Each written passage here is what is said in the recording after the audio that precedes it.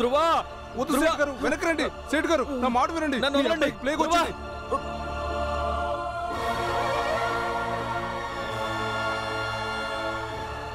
ఇది వీడి పాపాలకి ప్రాయశ్చిత్తం. ఆత్మశాంతి కోసం శాస్త్ర ప్రకారం మీరు విధులు చేసేశారు. ఇప్పుడు వీడి పాపం మీకు చుట్టుకుంటుంది సేట్ గారు. అప్పుడు మీకు కూడా ప్లేగు వ్యాధి సోకుతుంది.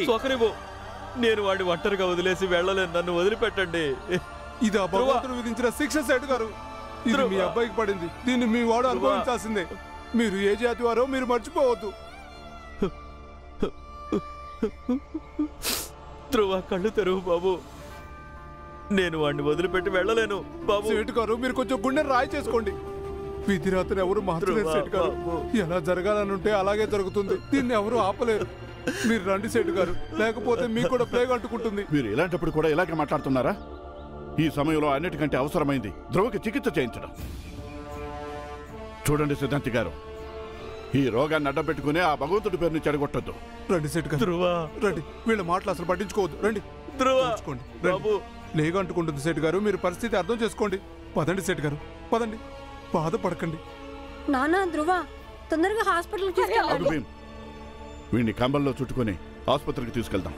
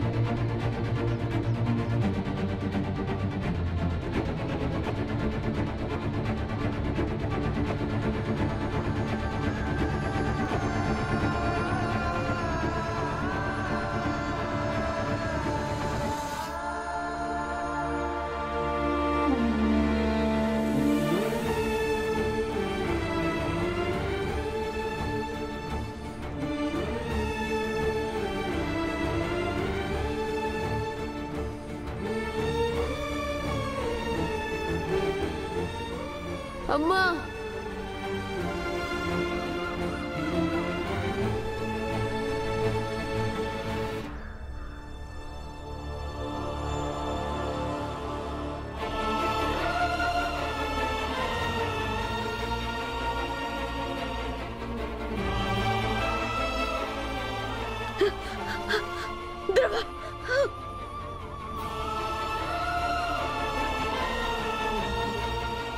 చాలా సంతోషం. భీమరావు కుటుంబం నా కొడుకుని ఆసుపత్రికి తీసుకెళ్తున్నారు. ఓ భగవంతుడా, నా బిడ్డను కాపాడు. నీకు నైవేద్యం సమర్పిస్తాను తండ్రి. ఈ ఒక్కసారికి నా కొడుకును కాపాడు తండ్రి. భగవంతుడా. చాలా స్వార్థపరుడు సెట్టు గారు నువ్వు. మీ జాతి వాళ్ళని ఆసుపత్రికి వెళ్లకుండా మీరు ఆపుతున్నారు. ఇక అప్పుడు ఆ భీమరావు వాళ్ళకి నచ్చ చెప్పడానికి ప్రయత్నిస్తే అప్పుడు మీరు ఆ ప్లేగు వ్యాధిగ్రస్తుని ఆ పిల్లవాడి వెనకాల పడమని పంపించారు. మరిప్పుడు వ్యాధిగ్రస్తుడైన మీ అబ్బాయిని ఆసుపత్రికి తీసుకెళ్ళమన్నారు. ఇప్పుడు ఆపరా? మీ కళ్ళల్లోకి చూస్తేనే తెలుస్తుంది సేటు గారు, ఇప్పుడు ఈ విషయం మీకు సంతోషంగా ఉందని. ఇప్పుడు మీ అబ్బాయి ఆసుపత్రికి వెళ్తున్నాడు కాబట్టి వాడు ఖచ్చితంగా బ్రతుకుతాడు. చూడు కులకర్ణి, ఇది నా వ్యక్తిగత విషయం. ధ్రువ నా కన్న కొడుకు, అది వేరే విషయం. భీమరావు ఇంకా రామ్జీ కలిసి నా కొడుకును మభ్యపెట్టి వాళ్ళ వైపుకు తిప్పుకున్నారు. కానీ నేను ఇది కూడా మర్చిపోలేను. ఏ సమాజంలో బతుకుతున్నానో దానికి విరుద్ధంగా నడుచుకుని నేను నా ధర్మాన్ని భ్రష్టు పట్టించలేను. నాకు అన్నీ తెలుసు సేటు గారు. నేను ఈ సమాజం గురించి మీకన్నా ఎక్కువగా మీకన్నా బాగా అర్థం చేసుకున్నాను. ఎందుకంటే నేను కూడా ఇదే సమాజానికి సంబంధించిన వాడిని కదా. మనం అందరం ఎంత కుట్లిపరులమో నాకు తెలుసు. మనం మన అనుకూలాన్ని బట్టి పరిస్థితులను అర్థం చేసుకుంటూ ఉంటాం. అప్పుడు ఇటు కర్ర విరగదు, పాము చావదు. సరే, ఇదంతా పోనివ్వండి. ఒకవేళ మీ మనసులో గాని మెదడులో గాని కొంచెమైనా మానవత్వం అనేది ఉంటే వెంటనే వెళ్ళి ఆ రామ్జీకి తన కుటుంబానికి ధన్యవాదాలు చెప్పండి. నేను వాళ్ళకి ధన్యవాదాలు చెప్పాలా? అసలు వాడు లేకపోయుంటే ఈరోజు నా కొడుకు ధ్రువ నా దగ్గరే ఉండేవాడు. వాళ్ళందరూ అపరాధులే. నేను వాళ్ళనెవరిని క్షమించను, ఎవరిని కూడా. నువ్వేమంటున్నావు? నేను వాళ్ళకి ధన్యవాదాలు చెప్పాలా? చూడు కులకర్ణి, నీకింతకుముందు చాలాసార్లు చెప్పాను ఇలాంటి పనికిమాలిన విషయాలు చెప్పొద్దు అని. తెలిసిందా? వెళ్ళ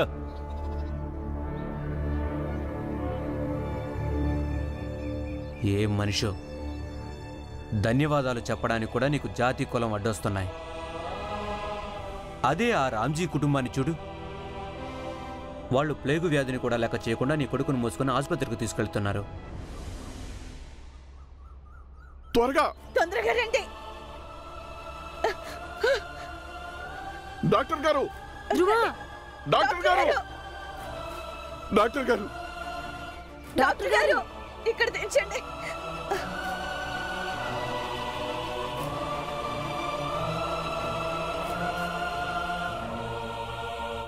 డాక్టర్ గారు, ఈ అబ్బాయిని చూడండి. ఇతను మీ జాతి వాడే. మీరు ఇతన్ని చూడొచ్చు.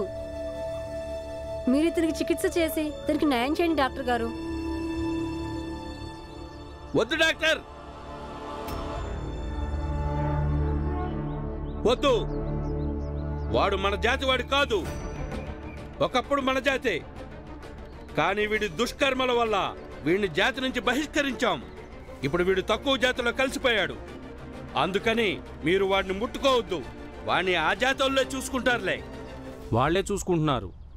నేను కేవలం వీళ్ళకి ఇంజెక్షన్ ఇస్తున్నాను. అలాగే నేను శుద్ధీకరణ కూడా చేసుకుంటాను. తప్పకోండి. తప్పక. చూడు డాక్టర్, ఇప్పటిదాకా జరిగిందేదో జరిగిపోయింది, కానీ ఇక నుంచి చేయొద్దు. తెలిసిందా? ఒక పక్క వీడి ప్రాణం పోతుంటే మీరు అలా మాట్లాడతారేంటి? వదిలే భీమ్, వీళ్ళందరూ ఇలా మాట్లాడటానికే పుట్టారు. నేను చూస్తా. ఇంజెక్షన్ నేను ఇస్తాను. అది సాధ్యం కాదు రామ్జీ. వీళ్ళు ఇక్కడ ఉండగా మీరు ఇంజెక్షన్ ఇవ్వడం కుదరదు. నేను కొన్ని బిళ్ళలు ఇస్తాను, వాటిని తనకి ఇవ్వు. అదృష్టం ఉంటే బతుకుతాడు. వెళ్ళు, తొందరగా వెళ్ళు. పురంజన్, ఒక మంచం ఏర్పాటు చేయి.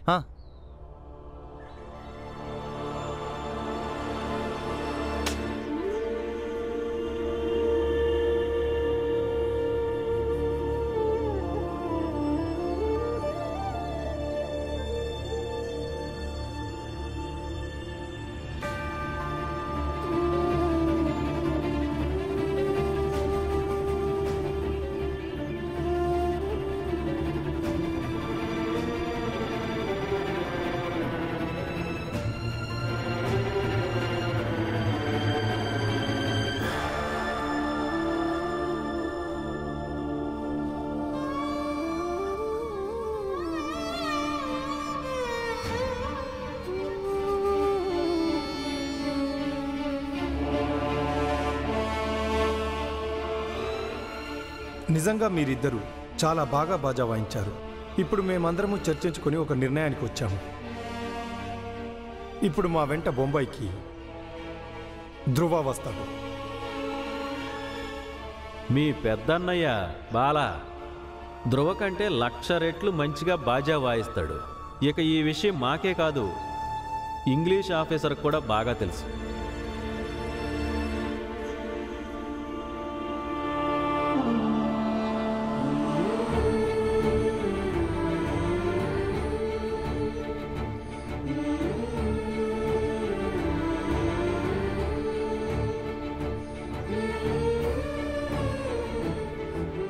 భీంబాబు, పట్టుకో.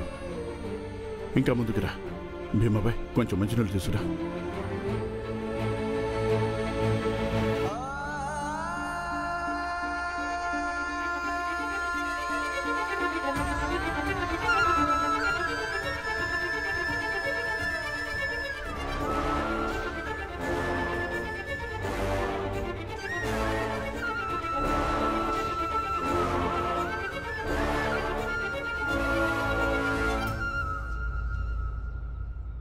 బాలా బాలా నువ్వు ఆసుపత్రికి వెళ్ళొచ్చావా? నా కొడుకు ధ్రువను చూసావా? వాడి ఆరోగ్యం ఎలా ఉంది?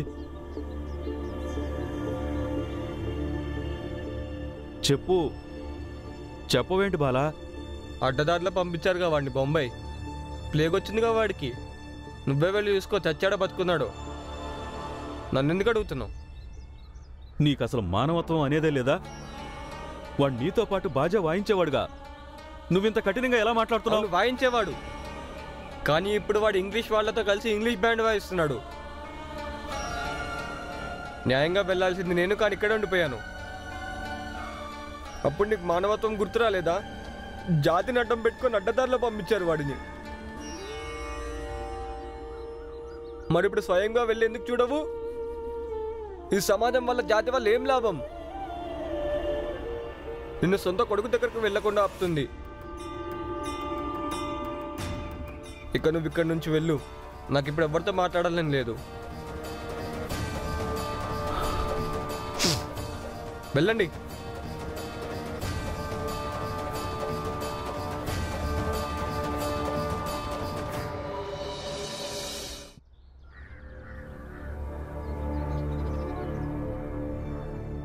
ధ్రువ కళ్ళు తెరువు బాబు. బాబు ధ్రువ కళ్ళు తెరువు.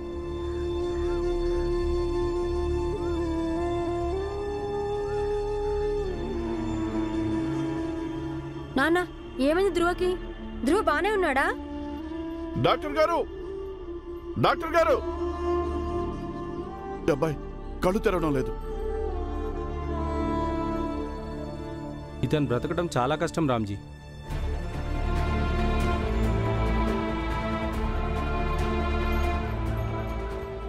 డాక్టర్ గారు, మీరు డాక్టర్ కదా, తొందరగా ఏదైనా చెయ్యండి. వద్దు డాక్టర్, నువ్వు వాడిని అంటుకోవద్దు.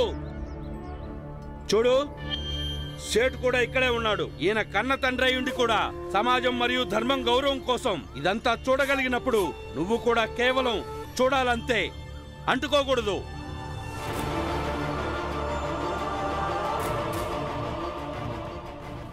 డాక్టర్ గారు,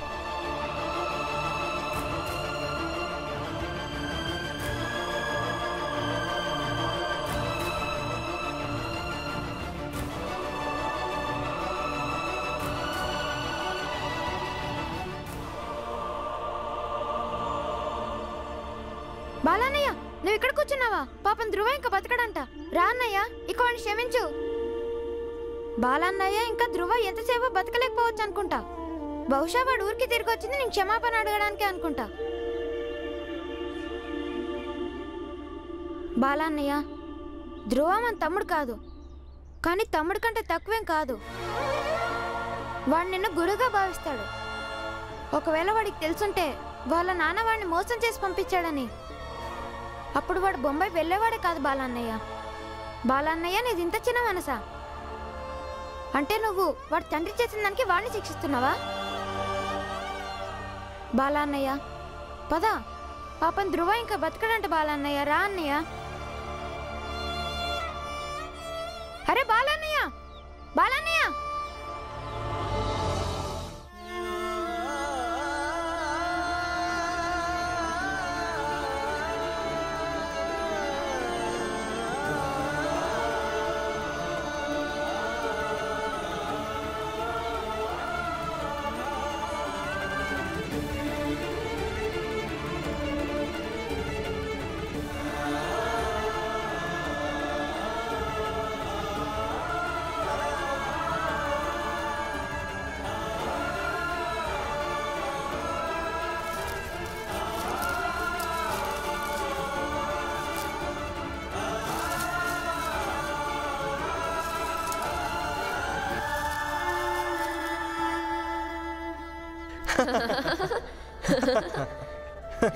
నిజంగా విచిత్రం ధ్రువ.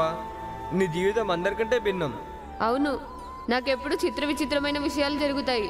ఈ చెట్టు చూస్తున్నావా? ఏముంది దీంట్లో? నా ప్రాణం. తెలుసా బాలన్నయ్య, నేను చిన్నగా ఉన్నప్పుడు నాకు అరుదుగా అనారోగ్యం చేసేదంట. కానీ ఎప్పుడైనా అనారోగ్యం చేస్తే చాలా ఎక్కువగా చేసేదంట. వైద్యులు కూడా నమ్మకం వదిలేసేవారంట. కానీ మా అమ్మ చేదుగా ఉండే ఈ వేప చెట్టు ఆకుల్ని పసుపుని కలిపి నూరి నా ఛాతిపైన రాసేదంట. దానితో నేను వెంటనే కోలుకునేవాడినంట. అప్పుడు మీ అమ్మగారు ఏమనేవారు? మా అమ్మ అనేది నా గుండె మంచిది ఇంకా బలహీనమైనదంట. అప్పుడు ఈ చేదాకులు నా మంచి మనసుకి కాస్త సహాయం చేసి ఉండొచ్చు. ఇంకా పసుపు నా బలహీనమైన గుండెని దృఢంగా.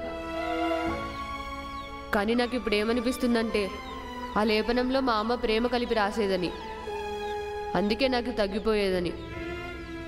అయ్యుండొచ్చు. అమ్మలందరి దగ్గర పిల్లలకి ప్రత్యేకమైన ఔషధాలు ఉంటాయి. అలాగే మా అమ్మ నా కళ్ళం తినిపించేది.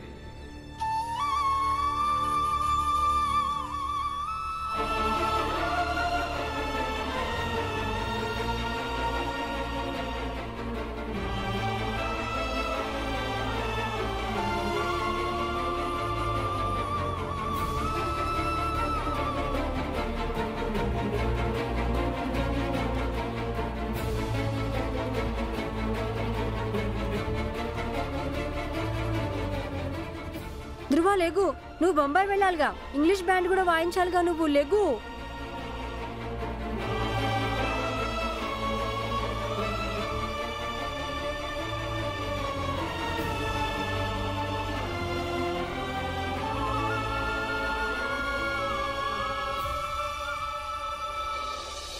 ధ్రువ ఎందుకు లెగవడం లేదు? నువ్వు చెప్పమ్మా వాడికి లెగవమని. నాన్న డాక్టర్ని తీసుకొస్తానని వెళ్ళారుగా, ఆయన వచ్చి చూస్తారు. నువ్వు కంగారు పడుకు, మన ధ్రువ లేస్తాడు.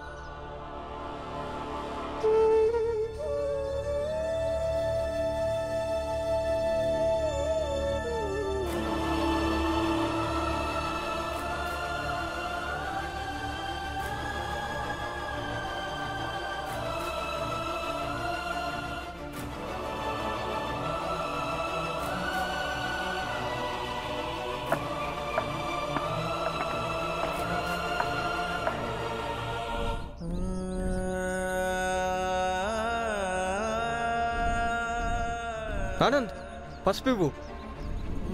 అలా చూస్తాండి, వచ్చి త్వరగా ఇవ్వు.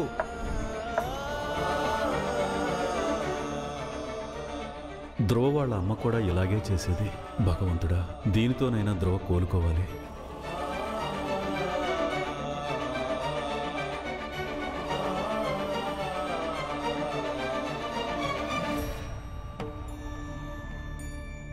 ఇప్పుడు వీడేదో కొత్త నాటకం ఆడుతున్నాడు. ఏదో చేస్తున్నాడు, చేయనివ్వు. భగవంతుడా, ఏదో ఒక విధంగా నా ధ్రువని కాపాడు తండ్రి.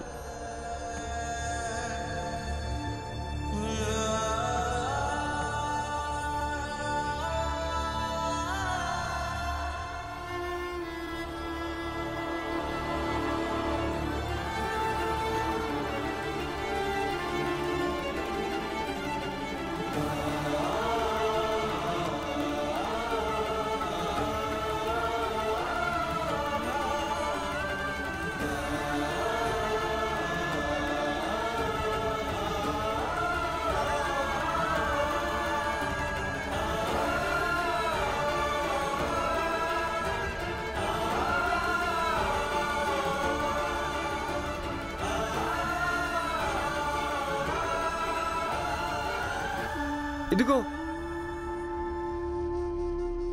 ధ్రువ, ధ్రువ లేగురా, ధ్రువ లేగు. సరే, ఇది చెప్పు నాకు.